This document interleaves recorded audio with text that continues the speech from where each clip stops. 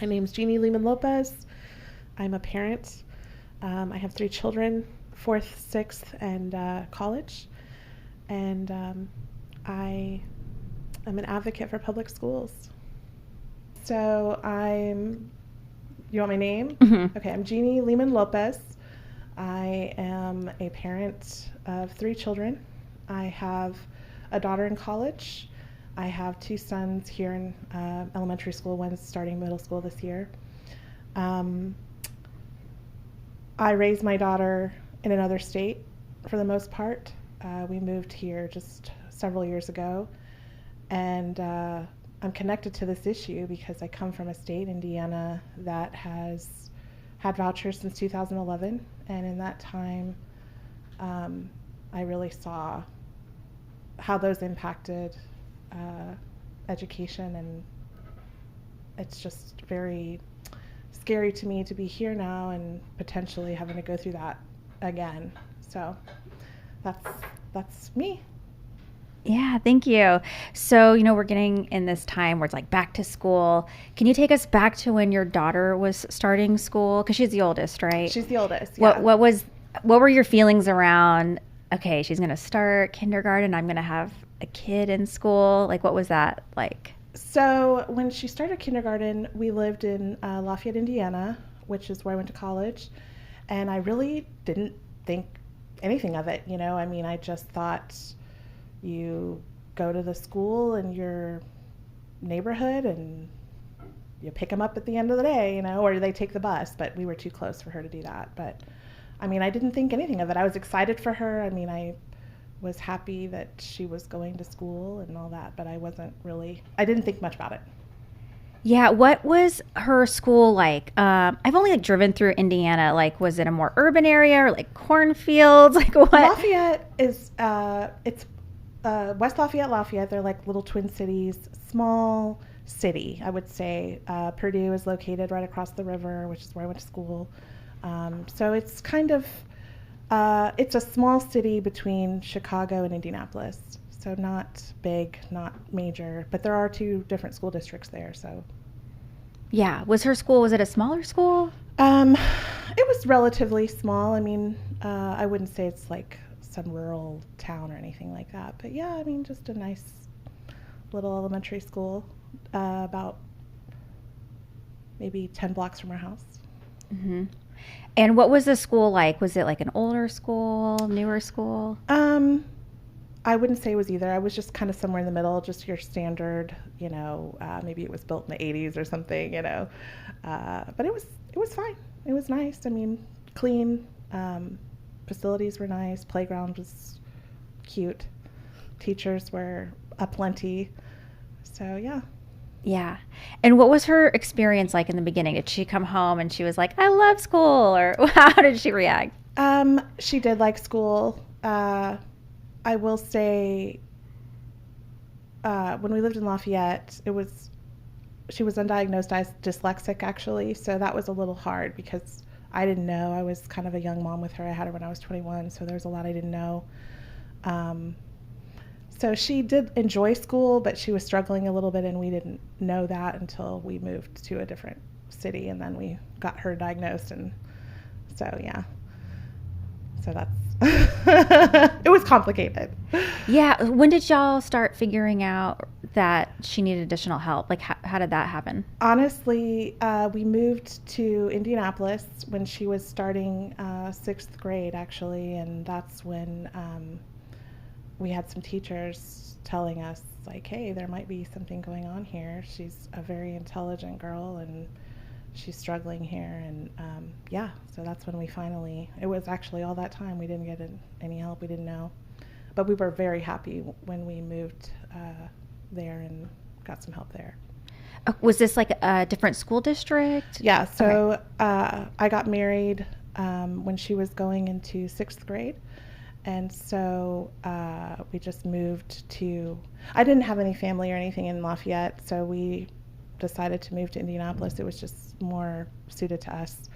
And so that's when she started in a new school district there. There's lots of school districts there in Indianapolis, but we just picked one that was actually closest to the highway so she could go back and forth between her dad. So not even really, we didn't even think about that. Yeah. So, yeah. Yeah. And I'm assuming they did like testing to help to determine she needed additional support, or what was that experience like to get help? Yeah. It was, I don't remember exactly. I know we had the teacher talk to us, and then she would see the diagnostician, I guess, there at the school, and then they gave us the information that she needed. But at the time, actually, we declined to get informal services because I was still young. I mean, there's a lot more, as you get older, but it was great to know what was going on and what we could do and how we could help her. But we didn't actually go for any IEP or 504 or anything like that. Okay, and that what IEP 504? What's that? Sure. So I have another son who is dyslexic, and he had some pretty severe speech delays and that sort of thing. So I learned about this through him, but it's individual education plan, I believe. Yeah, and basically it just helps your student get accommodations they might need to be their best selves in class. And 504, I think, is something similar, just at a different level, but I don't really know. I mean, I'm not an expert. I don't really know all the specifics there. Yeah, that's okay. I don't know. I've heard those, but I'm like, what? Sorry, yeah. No, it's okay. So when did you first start hearing about vouchers? Like your daughter's in school. Yeah. Do you remember when that first It was when we were up? moving. We were moving to Indianapolis, so obviously we're looking for schools. We're looking for well, I wasn't looking for school at first. I just heard about the voucher. I knew they were passing. I thought, okay, that sounds interesting. Like my kid could go to a private school. That would be neat. I knew there was one close to us. I didn't really think it was a good or a bad thing. Actually, and I also got a lot of mail. I got a lot of mail from a lot of different, schools. And I just thought, I should check these out. Now we can go to the school we want. That sounds great. So, yeah, that's how I first found out about it. Did you have a question? You go ahead. No, you go ahead, Michelle. Yeah, let's see if yours is the same. And you guys will want to repeat my questions because I'm not being recorded. Something about I want to know what the mail was like, and that we were wondering too. What? Yeah, and I'm surprised it's from schools. Yeah. It was weird because I don't get mail from school. Yeah, can you let them Yeah. Okay, sure. I'm not on the mic. So can you tell us more about this mail you were receiving? Like, who was it from, and what did it say? I got mail mostly from private Catholic schools, and it didn't say much other than your child can now go to this school and it's great, and it was like a mailer, glossy, maybe like a little bigger than a 5x7 type card, and we'd get that actually continued for many years. We used to get those for years. When my daughter was starting high school, we used to get, these mail will say get a free bike at registration. Like literally they say so much on them. I didn't think it was weird because I didn't know better. If you're a first-time parent, I didn't know that. I never thought anything of it. You just don't know any better. You just are trusting in your, your city and your state and that sort of thing to make good decisions for your children. So I didn't think anything was nefarious at the time. I have a question too. So with this, would you have ever looked at these schools had it not been for the mailers? Would that have Probably occurred not, to you? Because Okay. I wouldn't have been able to afford it. That's reality. I can empathize with people who feel that way. I was newly married. I was in nursing school. There's no way I could have afforded private school. Possibly maybe with tuition assistance, but I never looked into it. I never considered it. So So it sounds like the mailers were effective to bring awareness that was an option. Oh, absolutely. And I didn't get any from, you don't get any from that's not how public schools work. They're not spending their money sending you marketing materials. So Why didn't she look into it? Were you gonna ask that? Oh, Why didn't you? yeah. So you didn't look into private school before the voucher Never did. mailers? Nope. I knew there was one close to us, but I didn't really consider it. So you get the mailers, and then did you decide to take a tour of the private school, or like what happened next? I didn't tour, actually. I just started calling, and I found out one of them I wasn't too interested in. It was actually pretty far away, and I thought, why would I send my kid far? And the one closest to us did not take vouchers. So, yeah, that was that. But so you placed that call to that school because you, in general, you were like, oh, wait, private school's Yeah, an option now. right. Let me call this one that's Yeah. close. The one only. that was closest to me did not send me a mailer. It was, I mean, there's lots of schools in the region, and they were all, you know, you don't have to live. They don't provide transportation. That's what ended up happening is, you know, they don't provide transportation. So I would have to drive wherever I would send her, and I'm in nursing school. I was actually pregnant with my son. Like, it's just, it was not, I don't care what voucher you give somebody, if you don't provide them away, it's just, you can't do it. So, Right. So all of a sudden, the free school, private school, the dollars start adding up, it sounds like. I mean, not even just the dollar, like you know, how am I going to drive her to school and then get to nursing school and, you know, work and then pick her up at the end of the day? And we're new to town. I don't know anybody. And this is a city. So, you know, there's people coming from all over the city. It's just logistically impossible just off the bat before we could even think about anything else. I couldn't do it. So I have another follow-up question too. Before you got those mailers, was there anything about vouchers that had previously been in your mind? Like, was it the private schools that made you aware of vouchers, or was it something like you had heard that political initiative before? You know, I don't remember exactly. I did know. I think it might have been the flyers. It's possible, because I'd never really, I mean, I've been a voter, you know, but I didn't really pay attention to like specifics of issues, or it wasn't really a big thing in like the news. I mean, obviously the voucher passing was a big deal, but I don't remember it being, you know, controversial at the time that I recall. I think we all just thought, oh, that's a neat thing, you know, giving kids who are in struggling schools opportunities to go to better schools. So cool, right? So that's all I really thought about it, but I didn't really know. I didn't have any real feeling strongly about it. I didn't pay attention. I knew it was an option, but I wasn't really super fazed by it. I'm wondering if, I'm going to have to repeat this, but I'm wondering if you felt, when you realized you couldn't make the private school thing work, did you feel left out, or like you weren't getting as good of a deal? Can you let them know? Sure. Yeah. So when you figured out that you couldn't, that the private school wasn't really an option for you after you did some digging, did you feel like you were left out of the voucher program? At the time I didn't. I mean, I still don't. I was just very laid back about it and realistic about it, and I knew that I trusted our school, you know. Obviously, I really liked, before we went to our neighborhood school, I figured we'd go to the neighborhood school again. I had full faith that that would be the good decision as well. I mean, I was surprised, but I wouldn't say I felt left out. Go ahead, Interesting. Nicole. Well, it just feels like the presentation, and that you believed, because it was presented to you this way, was that this was just another option, Right. just this very benign, maybe even good, Yeah. offering another option on the table. It wasn't one that was available to you, but that's okay. I'll just We'll stick just go with to this our other neighborhood option. school, right? Yeah. I mean, we all want what's best for our kids, you know.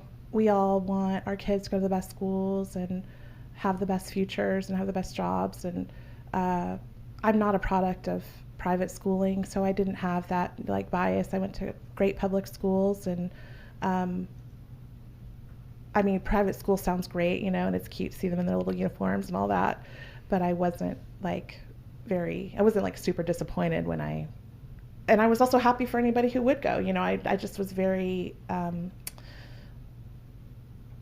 laid back about it at the time. Mm-hmm. Did any of your daughter's friends leave school to take advantage of this? Like, did you know anyone in your network who was actually able to utilize the voucher? I don't know anybody, actually, even to this day, who left the public school to go to the vouchers. I mean, I don't think people realize how hard it is for your average person to make that happen. The voucher is great, but if you don't have support, you just can't do it. So Yeah, so it sounds like there was a lot of barriers to actually use this voucher, but it was sort of wrapped up in we're going to help struggling kids, Right. but you're probably wondering, how do we help them Yeah. if it's so difficult to utilize? yeah. Yeah. Are there any barriers that you haven't already mentioned that you know of, or that were true for you? To use the voucher? Yes, or like that made it something that you couldn't take advantage of. You've talked about transportation. Well, I mean, yeah, I think really it was at the time. I guess I don't know if this would have been an issue. I never thought about it, but we also got. I was in school, like I said, we were getting help for her book fees, her lunches, that sort of thing. I guess imagine if I would have had to take on those fees, that would have been another. I mean, I never considered it. When I found out there was no transportation, that was really the end of it for me. I mean, I can't do it. No transportation, and the closest one didn't take vouchers, which is a great school, but yeah, they don't want those vouchers. Yeah. So you look into the private schools, quickly rule them out. Did anything change with your daughter's schooling experience? Not right away. It took some years for me to start really seeing how those vouchers and charters. I struggled to divide those because it kind of happened at the same time there, and it was like a massive, piecemealing of education. So I can't really say this was all due to vouchers. It's sure some vouchers, some massive investment in charters, all of that. But yeah, we started seeing buildings not being repaired, and class sizes getting bigger, electives going away. By the time she got in high school is when it was like really glaring. Extracurriculars suffering, getting very expensive, book fees increasing, not having enough teachers. Oh my gosh. And our communities, that's the thing that I think really hurt me the most was, I grew up where you have your neighborhood. You go to your neighborhood school, your kids go to school with their friends and their neighbors, and we saw so much intrusion in our neighborhood, schools coming in, schools going away, all the while public schools trying to struggle with that. Kids don't go to the same school as their next door neighbor. I mean, it just really hurt our community as a whole, I would say. But the school stuff, it was just slowly degrading. And then we started having to pass bonds every 2 years. That was something I'd never experienced before. Well, we call them referenda there. But yeah, it was a lot. Can you tell us some specific things that you saw suffering? Like you said, you listed some great things, but can you think of, when you think back, how the schools changed? Was there something in the building where you were I saw that crack in the ceiling, or really specific things? Sure. Or, can you tell us numbers of how much books went up, stuff like that? Sure. Yeah, and I'll ask. Okay. So can you tell us any specifics about things that started changing over time? So my daughter, when obviously I graduated nursing school, I started working. We weren't getting the assistance we were getting before. So we paid these fees, which, wasn't that much. I think we spent like $200 or $300 a year. By the time my daughter was graduating high school, her fees were $500-$600 a year. I have two more children, two in elementary school, 150 or so a year for them. I have two more children, so it adds up. I mean, that is a lot of money that you're having to spend on books and technology and that sort of thing. And at her high school, my daughter's high school, they will withhold your diploma if you do not pay those fees. So what do you mean fees? Like I have a son that's just starting kindergarten, and I'm not having to pay anything. Like, also sports. So my daughter was an athlete. She did cross country, she did track, and she did basketball. And thousands of dollars for in-school sports. We're not talking about AAU. We're not talking about, travel sports. We're talking about, just paying for the shoes, the uniform, the backpack, the warm-up. We had to pay for everything. And again, if those fees are not paid, they withhold your diploma. So every year we've got to pay these fees on top of the book fees. We saw extracurriculars disappear. We lost, the year that we moved here, our district lost or decided against renewing its IB accreditation. They kept it for the high school, but we used to be a fully IB district, and that just wasn't cost effective. We lost languages in elementary. We lost, elementary. Let me think specifically, what else did we lose? Facilities were, horrifying. My daughter, I said, runs track. Her little, what do you call that? The track was such in disrepair. Like, we used to have to move meat sometimes. The schools were, obviously not being updated. And so over, the course of 10 years, you really see that negatively impact, your kids. So yeah, we saw. How did she feel? Yeah. How did you feel like seeing this degradation that was happening? I felt upset. I felt upset because I was seeing the opposite happen in other areas. I was seeing massive investment in charters. I was seeing new charters. I was seeing a lot of money going there. I was seeing a lot of teachers. Now, they weren't getting paid as well. They weren't getting the benefits, but we were struggling. My daughter didn't have a calculus teacher. She had to take that class with three other classes with one teacher. I was furious, and I'm thinking, you trust your leaders to make good decisions for your kids, and here we are paying our taxes and being good members of society, and our kids are suffering. That's not fair. So I was really mad. Yeah. How did the kids feel? Or you go ahead, Nicole, I'm sorry. No. Okay. Well, yeah, two, I think, questions about those feelings are bubbling up, which is, how did the kids feel about it? Were they noticing? I think the sad thing about this is you don't notice these things until it's so bad. I think my daughter was mad because a lot of times she didn't have teachers. Like, she didn't have a teacher for her honors English. It's the higher level classes, that you don't have those teachers for.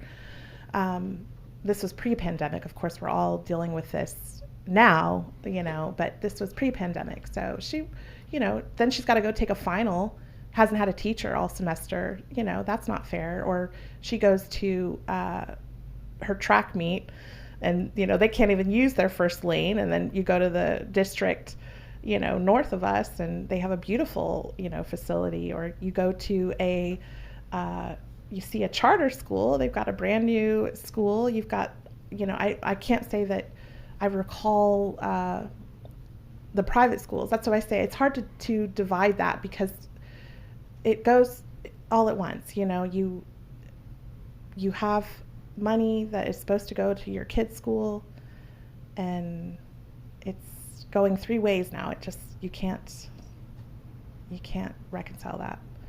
So. Well, my other question about feelings was when you felt that feeling of anger and feeling furious about what's happening, did it feel directed to anyone? Like where did you send that anger, I guess?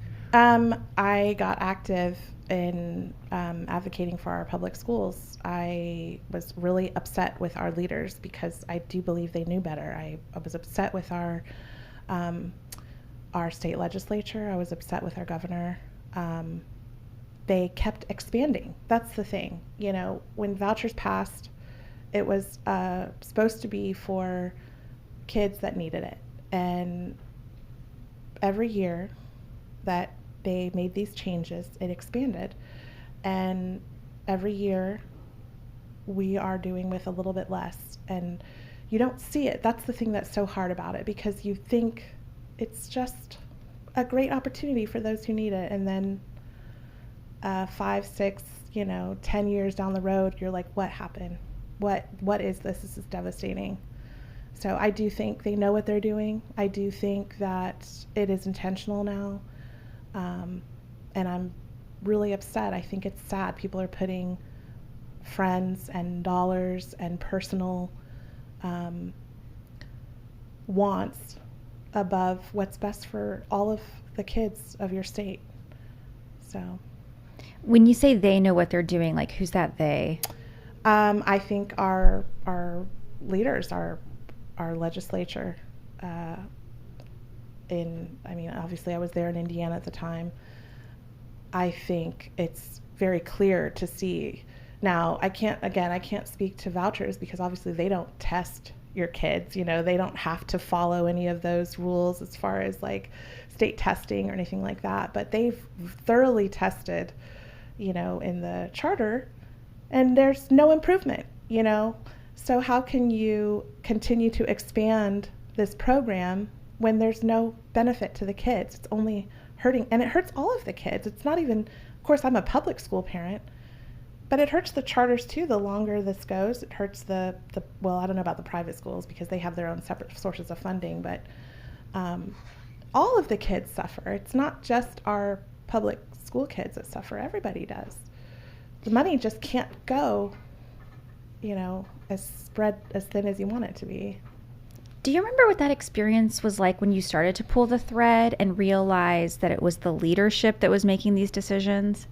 Absolutely. I think that's a very good point, because at first you do kind of feel upset with your district, because you don't quite understand the big picture, and you're like, why aren't they fixing this? And why is our bus, never working? Or why do we never have a bus driver? You think you're mad at your district, and then getting into advocacy, I started to meet people who would kind of show me, learning the how that works, how the funding works, how the funding impacts, what happens to the district. And that is when I was, the more you learn, the more you read, the more that happens, the longer that you see it happen, you start to get really upset, because there's no way to say, well, we didn't know. You knew. So. How did you find these people who helped educate you? Honestly, for me, I just wanted to help my school. So I would see, we're going to be handing out flyers for school board, and please come if you can volunteer. And that's what I did. I just thought, I'll help. I looked at school boards, and then, you start to meet people who know more than you and can help you. But I just wanted to get involved. I just wanted to help. I just knew our schools were struggling, and I just wanted to volunteer and see in any way I could help. So, yeah. So it sounds like you started volunteering and then talking to other parents, and they educated you more about this bigger picture. Yep. Yeah, I was just community. And so when I lived in Indianapolis, I had a district called Washington Township, so they call it the Metropolitan School District of Washington Township. And we actually had our own parent group. And so through the volunteering, I learned, you should join the parent group. I mean, I didn't think it was anything political. I just thought, on a district scale instead of a school scale, and I thought, why not?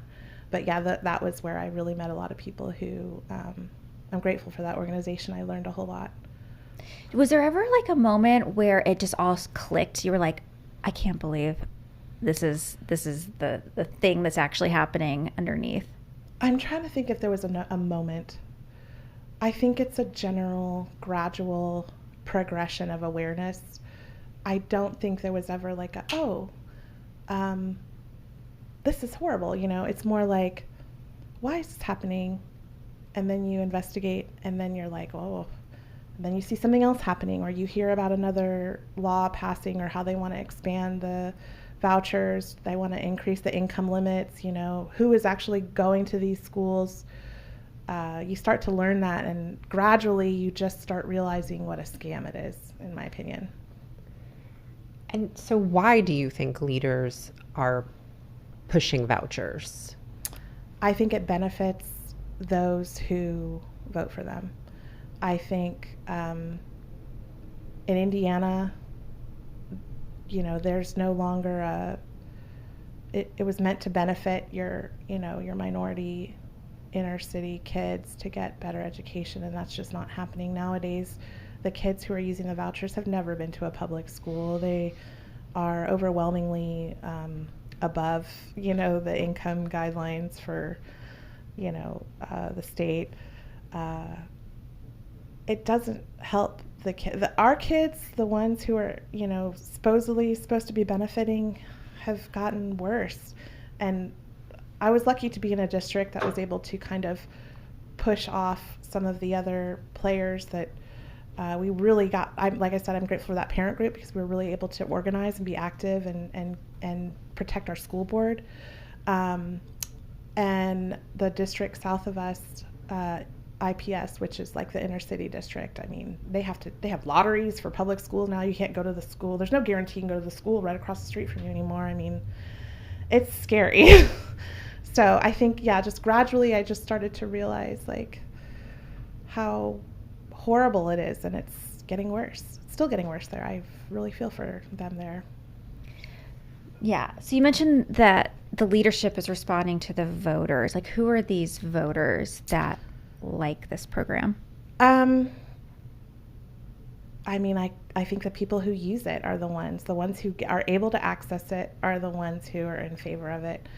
I think a lot of times, like I thought, I was very ambivalent about it. I had, good and bad, and but now I can kind of see like those are not the people that are benefiting, and it's a very exclusionary system, and I just don't see how people can.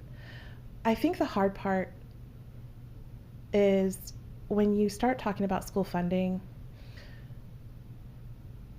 Yes, it impacted me. Yes, it hurt my daughter. Yes, we lost a lot. But it's more than me. Like, I'm not just concerned with my own children. Of course, I want what's best for them, but I understand, and my philosophy is we have to think about all of the kids. Like, these are going to be your future nurses, your future doctors, your future police officers, your future politicians. All of the kids should be, in good schools. And so that's something I think is hard, because a lot of people are just so concerned with their own children, and they want what's best for their own child. And I do get that. I was the same way. But, I think when it comes to situations like this, you have to think about, it's more than, yes, it's going to hurt your child, but it's going to hurt other kids so much worse. And I just wish more people understood that before, things go downhill. So I know that it was originally sold as something that would help inner city kids or, disadvantaged kids in some ways. And then clearly the result has been that that's not actually how it works. Not at all. Do you think that they ever actually believed that? Like, if you look back at that selling point? So I like to think the best of people. And if there isn't a lot, Indiana was pretty new. They started the vouchers pretty early. So I will give them the benefit of the doubt that, yes, they really did want to do what's best. I hope that that's what they did it for. However,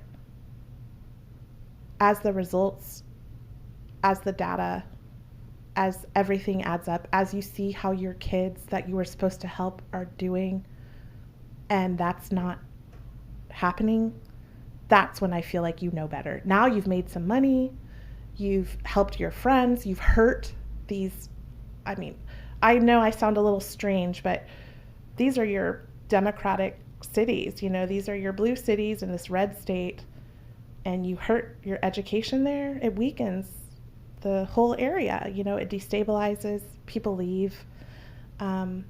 There's a goal there. Yeah, I do think they know exactly what they're doing now. I don't know if they did then. I would like to think they didn't. But yeah, that's how I feel about it. Can you talk more about that goal? The goal, is it making money, or what do you? I think the goal is to make money.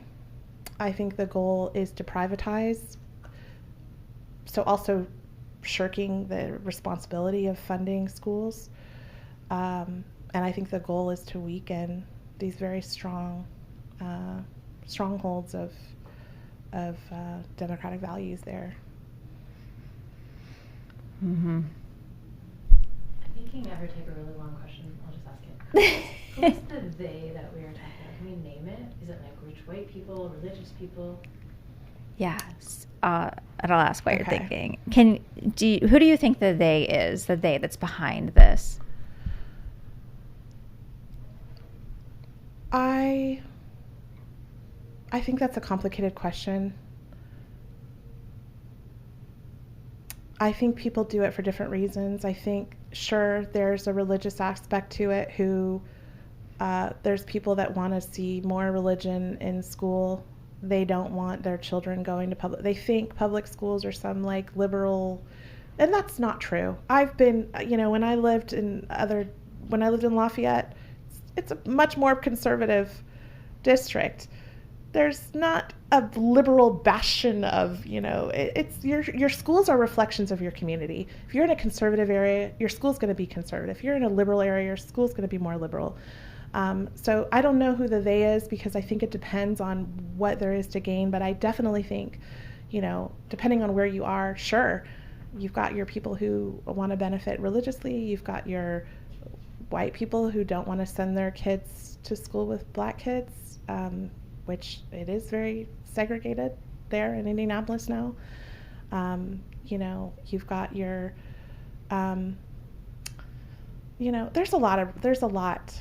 It's complicated. I cannot not acknowledge the fact that, and this is kind of which makes it hard to reconcile, but I think it's important, is I will acknowledge that for many years, minority voices were not heard, you know, in schools, any schools. We're not talking about just public schools, but absolutely public schools as well. So I do think for a lot of minorities, like, you know, our families, you know, you do think like, I do want to go to a school that's more reflective of our community, but then you start to realize that it's they're using you, they're experimenting in your communities, and you are not getting, you know, what you should be getting as far as a public school parent. So that's the hard thing. I mean, I think it's complicated. So I can't speak to one specific they, because I think everybody has their own reasons for doing things. But once again, like I said, I think that's the hard part to try to make people understand, is it's not about you. You know, you should be thinking about what's best for your state, your future, your kids, your community. Not just, I want more religion, or I want my kids to be, you know, amongst people like me. I don't think that's a good thing. That's not the real world. Yeah. I feel like that's very tricky today. It is, yeah. Especially in a world of liberty and individualism. Yeah. How do you think we speak to people who are more inwardly directed and not so community minded? I'm struggling with that. Obviously, if you're thinking about yourself, yeah, your schools are going to get worse. You're going to pay more. You're going to lose extracurriculars. You're going to lose arts. You're going to lose, you know, your band. You're going to lose things. and you're going to pay more for the things you have. So if that's all that you're worried about is yourself, yeah, that's going to happen. And that's going to happen whether you are at a private school or not, because the money is just not going to be there. So it doesn't matter which one you choose, you're going to pay more. So I don't know. But at the same time, it shouldn't just be about you. I mean, what kind of world are we living in if everybody's just concerned with themselves? So, Yeah. yeah. So as you're in Indiana and the vouchers are having an impact on your daughter's school, how did you like figure out it was the vouchers that was the problem, or the charter schools? Yeah, it's the privatization. I will say it's not just vouchers. How did I figure that out?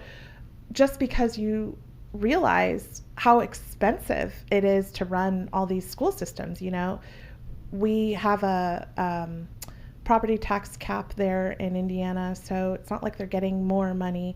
What we had to do was start passing bonds, like you call them here. We call them referenda there.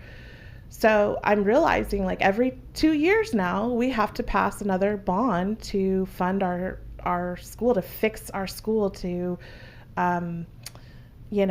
these things that our taxes are already supposed to be going to that, right? And now you have all these different systems, and everybody, and even charters as well. Actually, charters just, it pits the systems against each other as well, which that's not good for anybody. Charters have now, the legislature there passed so that charters can now access our own public school bonds that we pass from our voters. They now get a piece of that. Yeah. So, and I get it. You know why? Because they're struggling. Because they're struggling too, because there's not enough money for charters, for vouchers, for public schools. Because people think, oh, the money follows the kid, right? Everybody thinks that. That's not true. Not the whole school is not going to follow your child. The kid who needs massive services is not going to follow your child. That school is still going to exist. Those teachers are still going to be needed there. There's kids that are still going to be accessing that. And now we also have to fund the private school where your kid is. So people think, oh, the money's just going to go here. No, there's still a system there that is going to exist. You cannot follow the child. I mean, it just doesn't work that way. You'd have to close one and then open another, and that's not possible because private schools are not going to, first of all, accept all your children or provide a way for them to get there. So, yeah. So it sounds like competition. Yes, no. It sounds like the competition is not good, but we hear that it's good. Isn't competition a good thing? No. I mean, yes, but not in this case. This is what I always say. If you are going to have competition, fund that competition. If you really want to see which system's going to do better, you're going to have to do a massive investment so that they come from an equal spot. Make the private schools accept all the kids so the public schools have to accept. Give the public schools the extra funding that private schools can raise and charter schools can access. So sure, competition is good if it's fair, but if you've got one system that you're funding and one that you're taking from, that's not competition. That's not fair. You're not going to get anything from that. And the test scores in other states will show you that. There's no improvement, and then you don't even know what's going on in religious schools. I mean, how do you know? How do you know it's better? You don't. Mm-hmm. What happens to that? You were giving a great example of a young person needs extra services, and then they go to this school and it doesn't follow them. So what happens to that young person? They like that. Does that make sense? You got that, Nicole? Step back real quick. Give me like 2 minutes, guys. Okay. Oh, yeah. We'll give you a minute. We'll talk about something else for a second. Yeah, sorry. I No, hope it's I'm not okay. ranting too much, but No, it's that's good. what we You're doing okay. Okay. Yeah. Awesome. I think it's so hard because we already have charters here, Yeah. and things are already really bad here. So I moved here. I didn't even know you guys didn't have vouchers. I didn't know that. I mean, I knew I had to move here. My parents were here. I didn't have any choice. So I'm like, wow, you guys don't have vouchers. And oh my God, you actually have Republican rural legislatures who are fighting against them. That's awesome. And then I'm realizing we're still struggling here. We're really a mess. So what is vouchers going to do? Ooh. And I'm frightened to my core about that, because things weren't so bad there, and now they got bad, and now we're already kind of bad here. And Things weren't so bad in Indiana. not when we started. No, I mean, it wasn't great. Obviously, it's, Yeah. but Yeah. And yeah, the charter thing really muddies the waters. and you guys already have that well established here. Mm. Mm-hmm. Yeah. Maybe something I need to talk about a little bit, the role of that. Yeah. I think people don't realize, like, even the charters, the vouchers, like, everybody thinks, oh, I've got money coming my way, right? No. Give it a few years, you're going to be struggling just like everybody else, and everybody's going to be screwed. Yeah. It sounds like just that scarcity mindset. It's just like setting up this total scarcity. Yeah. Dog Oh eat my dog. God, it reminds me too of our precarity discussion when we talked about At- food insecurity. Yeah. It's like creating it. Mm-hmm. Yeah. Can you get back into place? Can you say what you said about scarcity again into the mic? Yeah. You might have had some, because Yeah. the door sounds.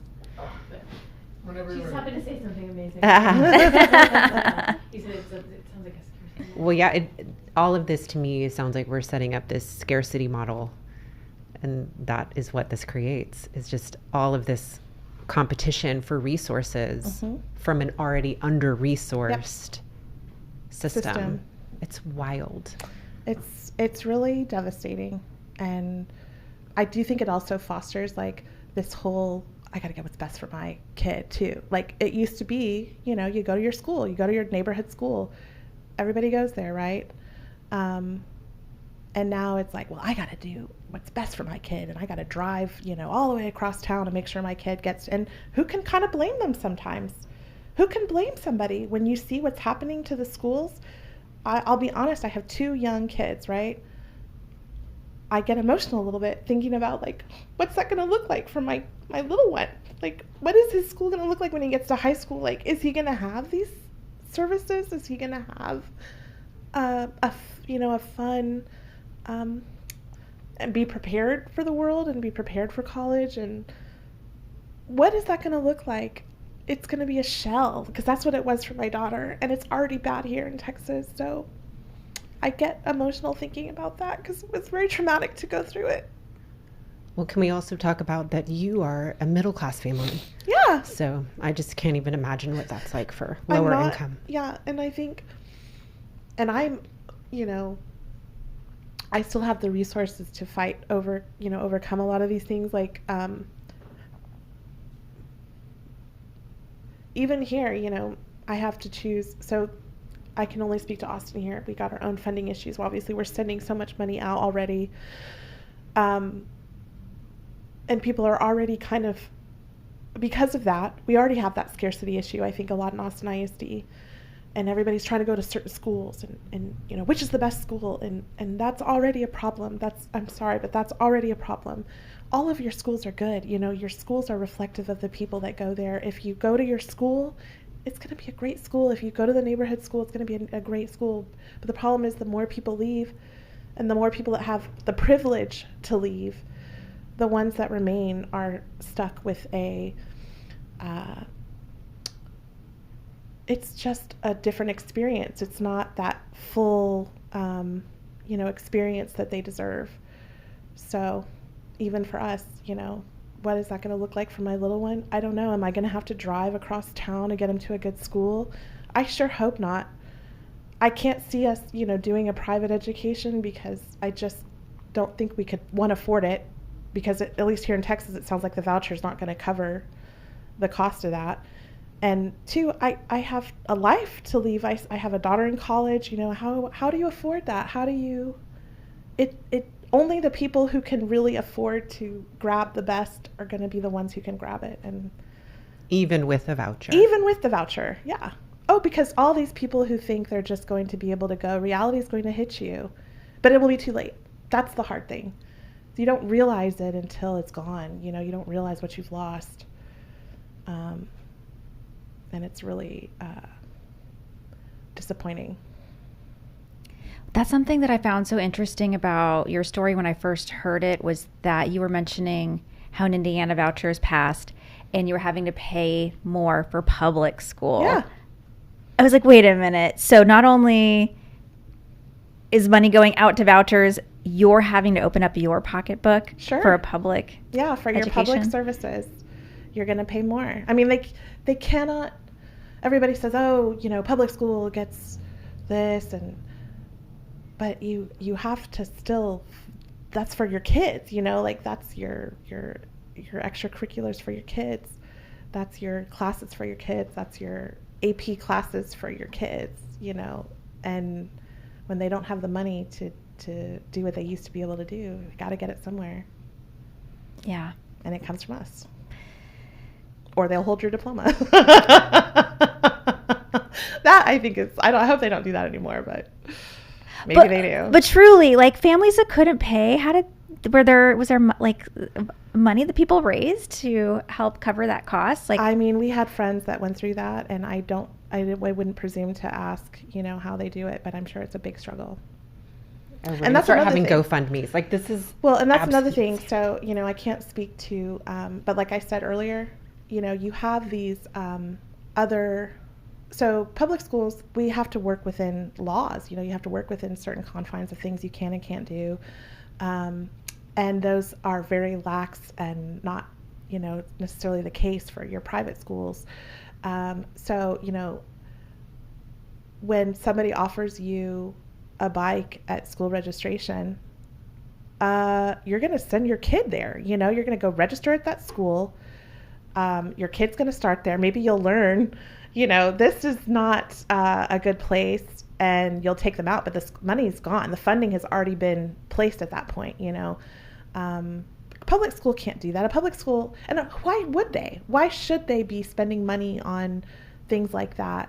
It shouldn't be, that's definitely, we're talking about competition. Like, I don't want that kind of competition when it comes to education. I don't want everybody to have to be, buying students for funding. That's horrifying.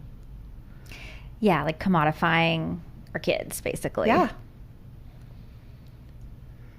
Can we get back into that emotional part? Sure. I mean, I might cry again, but yeah, it's Sorry. worth crying over. Yeah. So what is your biggest fear for your sons? What are your biggest fears? I am emotional thinking about that. I believe in this country. I'm married. My husband's an immigrant. He comes to this country. He's built so much, right? He's done a lot. I'm so proud of him. I believe in that. I do still believe in that in this country. But I'm seeing more people who already have a leg up getting the boost. And we don't have legs like that. So what is my son's future going to be? Obviously we're going to support him, and we're doing better than a lot of people. We're grateful for that. But what is his school going to look like? Is he going to be able to do the things? Is he going to be prepared to go to college and do well and have the life that at least his father has? Like, you get so scared. You want your kids to do better than you, Will he be able to do that? And I'm already thinking, how much money am I going to have to save if it doesn't exist, right? How am I going to be supporting my children and my grandchildren educationally? Am I going to have to, what sacrifices am I going to make? I'm thinking long term here because of what I've been through. I know that sounds it sounds a little crazy, but this is the reality, what am I going to have to do for my kids to have just the same thing we had? I don't know. It all sounds really traumatic. I'll be honest. It is very traumatic. It feels like you're having trauma response, and I don't blame you. I just I am. Can you talk about that? I mean, I don't know, because I think I'm still kind of going through it, and I'm going through it again now since we moved here. I didn't realize that when we moved here, I didn't realize, like I said, that vouchers were not a thing here. And I'm seeing already that we're struggling. We're so underfunded here in Texas already. So to think about a voucher passing and knowing what I know and being through what I've been through, I just know that the inevitability of it, and that is what is so frightening. And I'm not even I'm also scared to be mad because I feel like that's kind of where my apprehension comes from. Like, what could we lose for speaking out? I don't want that to hurt my family because it seems like now it's such a big political thing, and obviously I have my politics, but I think this is bigger than that. I don't think this is something that we should be seeing as like a political polarizing thing. These are our children, and it's all of our children. Your children are still my children. It's still our kids here in this community. You know, I want that community strong, and I'm so scared of what that means 5 years from now, 10 years from now, God, 20 years from now, my grandchildren, what's that going to look like? I'm really scared. Yeah. It sounds like you hurt for yourself, but also for the other kids. Yeah. It's not even me. I mean, it's not me at all. It's my kids. Yeah. It's my kids that I'm scared for, and then their kids. That's what's really scary, because we're fine. I mean, you know, I'm done. I'm out of school. I got my college degree. You know, I'm okay. Mm-hmm. What's that going to be for my kids? I don't know. How old are your son? I have a son in 4th grade, going into 4th grade, and I have a son going into 6th grade. So, and then I have my daughter who's about to graduate college. Yeah.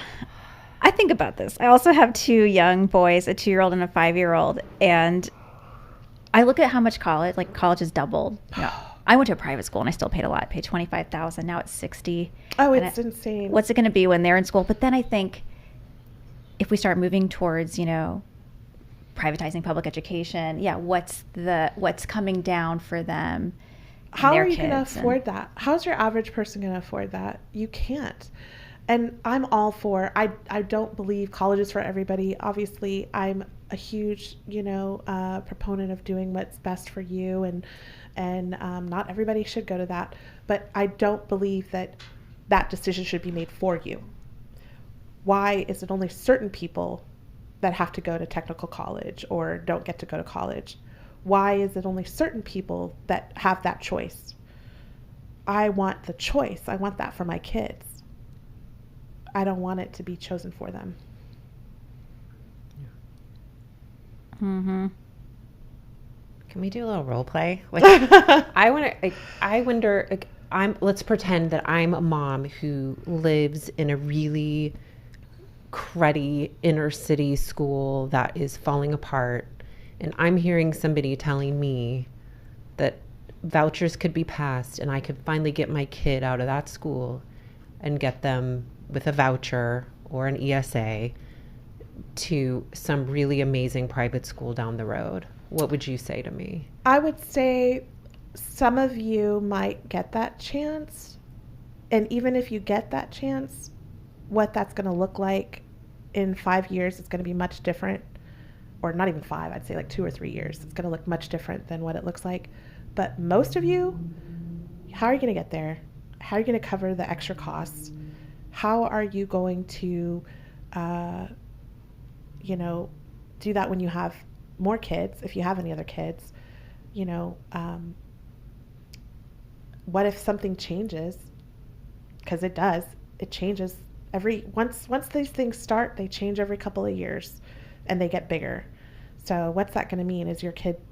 Are they going to pick your kid? Does he have a dyslexia? Does he need services? They don't want to deal with that. They don't have the funds for that.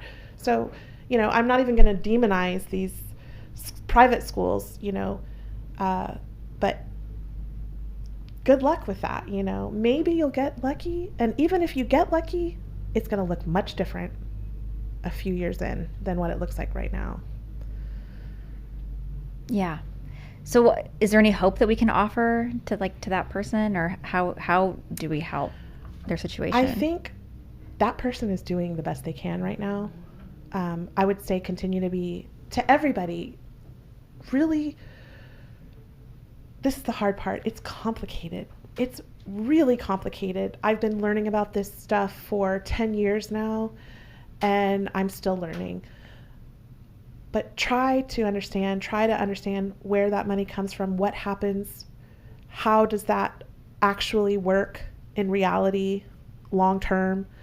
I would tell her to stay involved, make sure she's, paying attention to who's on her school board, ask how she can support her schools in any way that she can. And I think that honestly, the real responsibility is on those of us who have that voice, have that power, have the resources to stay in our schools and not just think about ourselves and try to hoard resources for our own kids. I mean, that's really hard to say, I know. But I can say, even me, I'm definitely nowhere near wealthy or anywhere close to, I'm middle class, maybe even, right now moving here, it costs a lot of money to live here. We're right there, but even I can still advocate for people who might not be able to do what I'm doing, right now. And that's what I think we should do. And that mom, I would tell her to just keep going and keep surviving and stay involved and stay in her school and fight for her kids. Can we do another role play? Sure. So what if I'm a mom who is pretty well off, pretty wealthy? I send my kids to private school, always have. And I'm hearing about vouchers and I only see the good. Like, what would you say? I feel like that's the hard thing is, especially if you come already from private schooling, you might be thinking, well, here it is going to be cheaper for me. And, I can now put my kid in piano or, I don't know.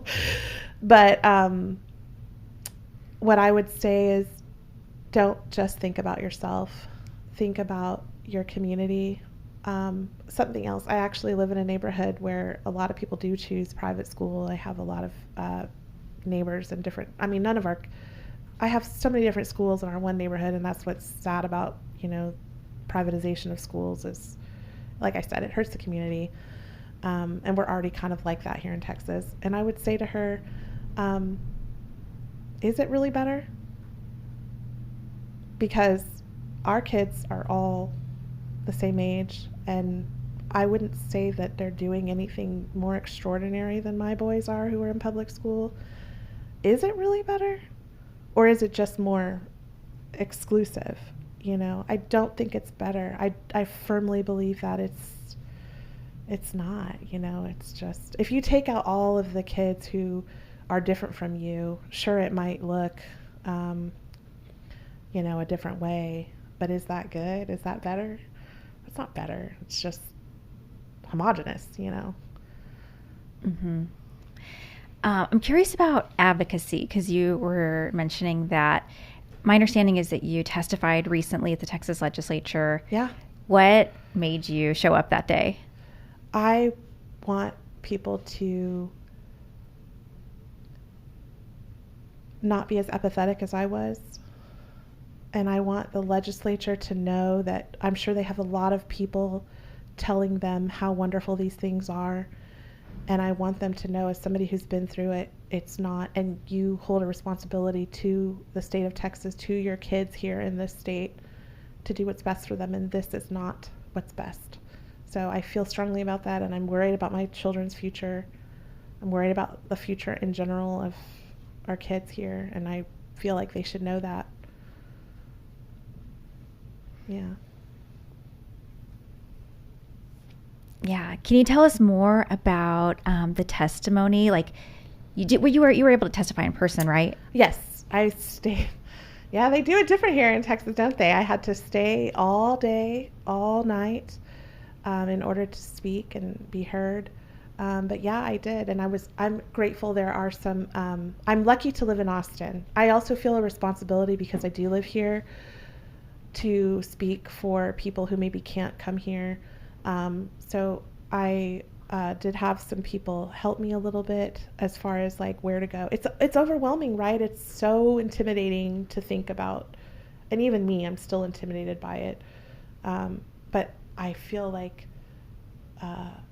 it's so important that I have to kind of get over that and say my piece and to their faces to see what the result will be.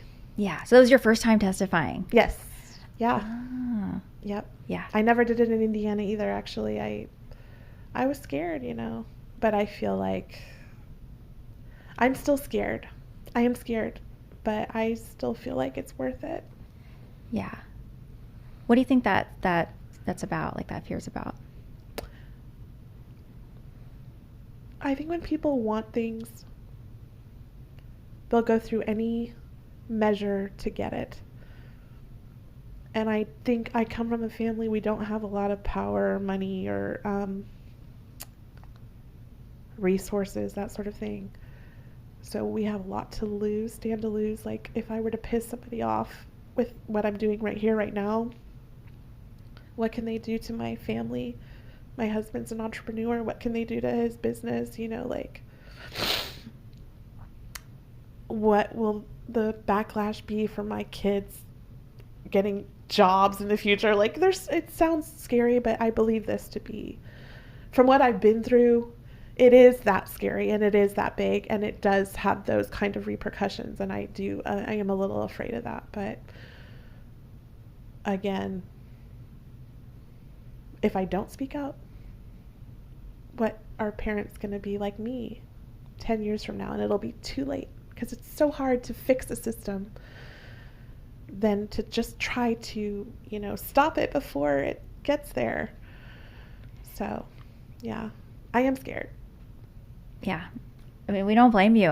If anything we've learned in our other show, it's that the chilling effect is real in so many areas, and it does what it serves its purpose to keep people away Quiet. from power. Yeah, quiet.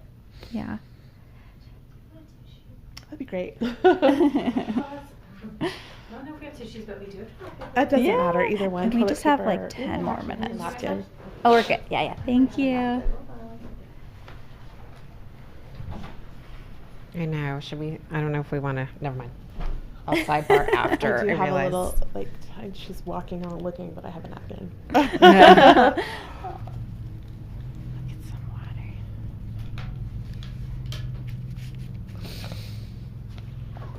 Thank you for your vulnerability, Oh, Jenny. yeah. It's huge. I'm a little scared. That's what I want to talk about after. That's Thank okay. you. Yeah. Because I know exactly what you're talking about. So. Thank you. Okay. So what do you wish the legislators who you were testifying before really understood, especially the ones that are like, this is a great program for kids? I wish they would understand that it's a great program for certain kids temporarily.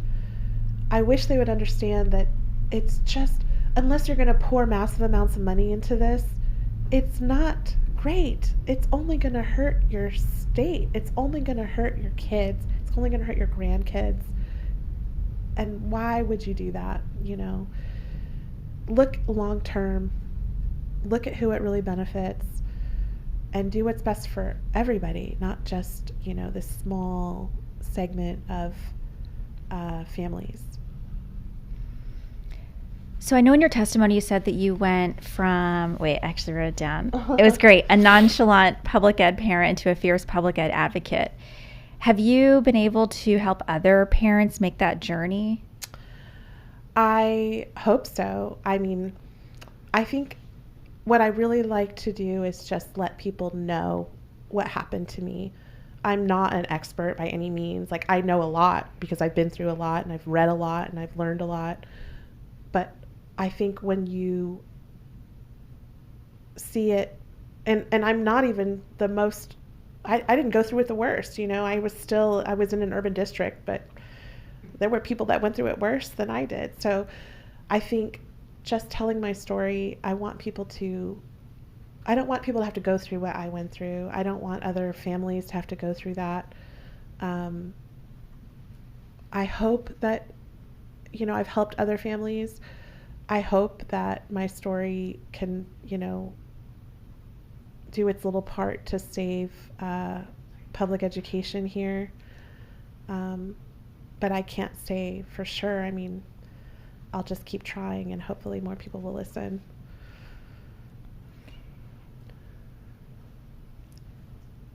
Great minds think alike. They put a question up there that was exactly what I was going to say next. I don't know if you know I'm sneaking them questions. That's fine. No, I don't know. Funny on the TV over there.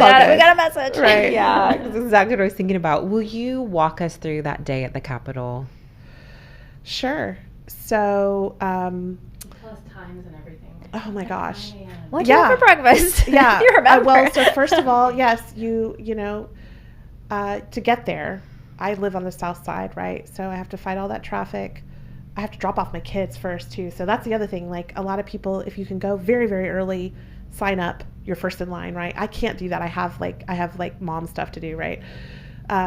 So I get there around 9, I think, and already it's like, you know, I can't find parking, and I'm like driving around. There's a little, and I don't want to pay. I don't have the kind of money to like pay to like park on the street and wait all day, you know, like I literally can't do that. So there's the Capitol's parking lot, right? So I'm driving around waiting for a spot to open, and that's literally what I did for like 45 minutes. And finally I get in, and I love that because, you know, I don't have to pay so much to park there. So walk in, then you have to find the little kiosks, and you have to, you know, maneuver that. And I did have a little help, not there, I did that on my own, but prior to like telling me what to do, Daphne Hoffaker and Maureen Hull, I'm going to get her last name wrong, but they kind of showed me the ropes as far as like how to do that, which I'm very grateful for. And then you wait, and you wait, and you wait, and you wait, and you wait till they call your name, and then you have to rush to the room, and you have 2 minutes to say everything. So of course I was really racing through it, and I was really nervous, and my voice was all shaky, and I was tired. I think it was like 10:30 maybe. When did you get there? 9:30. Well, yeah, like 9:30, 10 in the morning. I can't remember exact timelines between driving around that parking lot and actually like registering my opinion or registering to speak. But yeah, it's all day. When you're waiting, what can you paint the picture of what it looks like? Are you sitting on the ground? Are you on the chair? So when I first got there, nobody was there that I knew. So I just sat in the hallway, and I had a magazine, I had my phone. I listened to whatever was going on in other, you know, parts of the Capitol there. And in the afternoon, I was grateful. Like I said, Austin ISD has a PTA overall of Austin, and there's a couple people there that I just mentioned who, you know, were able to get a room, and I was so grateful for that. So we actually had a chair, and we could like, you know, have a conversation, you know, and still listen to the testimony that was going on. And I'm very grateful because several of those women that weren't even speaking stayed there with me until I told them they could leave. I mean, it's getting so late, and they stayed there with me. So I was really grateful for that. Supported me, helped me break it down to 2 minutes. So yeah, it's a long day. It seems, it seems like it really, they don't make it easy to hear your story. So. Did you hear any testimony of people on the pro voucher side? Oh, sure. Yeah. How did that make you feel hearing what they had to say? I understand what it is to want what's best for your kids. I do. I get that. I'm not mad at anybody for that. I just wish they could see that it's false, you know. Sure, I think our public schools suffer more. Your schools suffer too. There isn't enough money to go around. I get what you're saying. I know you want better. I know you want your religious education and that sort of thing. But even for you, it's not going to be what you think it's going to be. So I just feel sad a little bit about that. Mm-hmm. I don't feel angry, though. I feel angry with people who know better. Those who I'm angry with, not people who aren't aware. Mm-hmm. Yeah. Can you tell us a little bit more about the people who were there with you and the ones who waited? I think, well, do you want their names or? Who were they? What group were they with? Laura Yeager with Just Fund It, who I don't even remember how I learned about her, but I volunteer with her sometimes. I'm such a fan of like helping all of our schools, apolitically. I want to help our schools. So she was there, and through the Austin PTA, several women there, and then just some other people I think that are like me, that are like ancillary. I'm not really affiliated with anybody. I just want to help. So there were some people like that too, and I think they just maybe value what this means. They understand the gravity of it, and so they were there to support me, so I'm grateful for that. Yeah. So vouchers didn't pass. Yes. Amazingly. But they're coming back. Yeah, I'm sure they will. I'm sure they're going to continue to come back. I don't think even if this fall we defeat it, I'm sure it's going to be what I hope, if you give them enough time, the reality shows. So I'm hoping we can put it off long enough that people can see the actual reality of them. But yeah, I think they're coming back. You're right, for sure. Why do you think they don't see the reality already? Can you ask that again since she... Oh, yeah. Why do you think that they don't see the reality already? I think there's a lot that's really curated I think a lot of organizations are telling people what they want to hear. And there's so much money to be made, and there's so much on a state level, I guess, money to be saved from shirking off public education, that they're not looking for that, But there's people like me, I'm 10 years into this. I moved here to Texas. I want people to know there will be more of me. There will be many people that will be like me. I'm sure there already are, and there will be more because we lived it, we went through it. So I do think people will still see reality. I think maybe it just hasn't been long enough. Things like these, that's the hard thing too. Stuff like this, it's not like there's a snap. Oh my God, everything went downhill. Like, it's a very slow decline. It's hard to really see that, especially when you've got, I think the other benefit for me is I have such a span of kids, right? I've got a daughter who's so much older. I have children who were so young. So I've seen what it was when she started school, barring, her not being diagnosed with dyslexia, but, we've all learned on that. But I've seen what it is, and I've seen what it is now, and so I've seen that. I think not everybody, if you're a parent just coming into this, you don't know. You only have your own experience to go off of.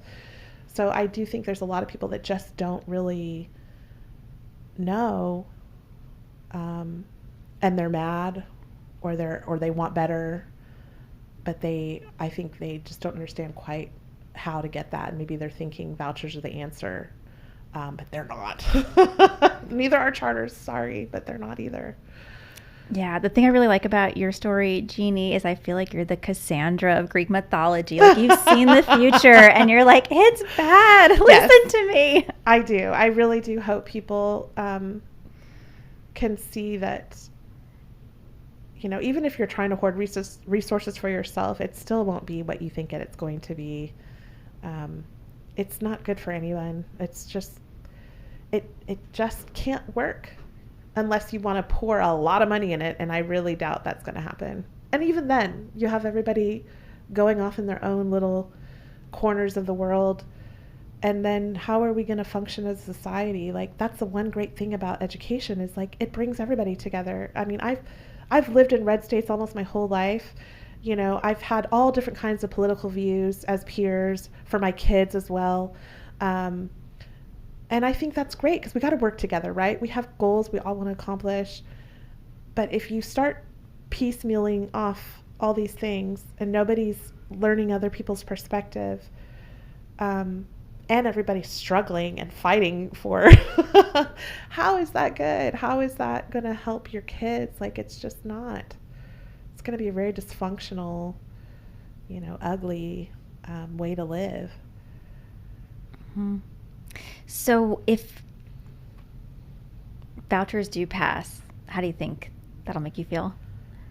If vouchers pass, I'll be sad. I'll be angry at those that I do think know better. There's enough data now for leaders, at least. If you want to know, it's there. If you want to pick what you look at, how dare you? There's a lot out there. You know better. I'll be mad at them. I'll be mad at what they've done because they'll be dead before all of this stuff really impacts our kids. I'll be furious. As far as everybody else, I'll feel sad for our kids. I'll feel sad for our parents. I'll feel sad for our communities. I'll feel sad for our cities. I'll feel sad for the state because I know what happens. I know how that impacts, us in general. Yeah. But I'll keep fighting. You won't get rid of me, unfortunately. That's how we feel too. Little did you know, you activated. Right. Yeah, absolutely. Yeah. Yep. Nicole, did you catch that one? Yes, I did see. What brought you to Texas? So my parents retired here in 2018, and I've lived away from my family. I'm an only child. I've lived away from my family my entire adult life. During the pandemic, I'm an only child. Like I said, my parents had nobody, and that was really scary. And so my husband and I, my husband, like I said, he's an immigrant. We don't have, I don't have any family in Indianapolis. He has a brother there. But I think we just realized we should be together and that we should help each other and that my kids would benefit from having their grandparents. And so we moved here during the pandemic to be closer to family. And I'll be here. I'm not going anywhere. I mean, this is where my family is, so. Yeah. Yeah. I'm just curious. I mean, you obviously care a lot about this, but why does this matter so much to you? I think because of the implications. It's one little thing, right? But it really massively affects our kids, our families, our communities. I think just how big the ripple gets from just one little thing is why I care so much. Mm-hmm. How do you think we fight back against this? I'm hoping with educating people and sharing my experience, and I'm hoping people will do the work it takes to really understand. It's so easy to just say, money follows the kid, right? Really read into that. Please do your work, understand what that means, and whether that's true or not, because it's not. I think that's how you fight it, I hope. And then the people who are out to do these things intentionally and for themselves, vote them out. How dare they? Yeah. Michelle. So I've been, because of working on this and learning more about it, I've been just chatting with various parent friends of mine. So Yeah. all my preschool parent friends were all about just Claire's son were about to go into kindergarten and enter the Yep. public school system. Do you guys know about vouchers? No. Idea. So I wonder if you could give a quick, if someone says, what is a voucher? And we can even have what do you ask them? What is a voucher? And just give us a really short thing that you might say at a party. Someone's you're oh, I went to testify, blah, blah, blah. And they're what's a voucher? What do you say? Because you only have their attention for a second. I know. Yeah, what do you say? Do you guys want to ask that? It could just be, what is a voucher, I guess? Yeah. What is a voucher? I think it's really complicated. I think that's where it's so easy to manipulate people because, sure, you say to somebody, it's a little bit of money that you get to go to a private school. And that sounds so great on the surface, right? Like it sounds so simple and so easy, and like, why would anybody disagree with that? That's the hard thing, is that it does sound so like nothing, like nothing. I think to really understand the impact of it takes a lot longer, and it takes a lot of reading and listening. And that's the hard thing, is that if you don't have the stamina to do that, you're going to make that choice and not see the effects of that until much later. I don't know how to, that's the hard thing. How do you explain all the devastation in just a few minutes? Like, I can't. I couldn't do it in 2 minutes, and I was speaking at the speed of light, And that's where some of our more, I think, nefarious legislators win, because they know it's complicated. Funding is so complicated. I can't do it in a couple minutes. I can just tell you that it's not what you think it is, and the effects of it are not going to give you what you think they're going to give you.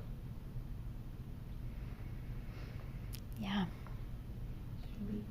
Go ahead. Oh, I was just gonna say, I'm having this problem with my family. They're like, what are you doing? I'm like, yeah, I have to do this show to explain it, Yeah. because, man, it's a lot.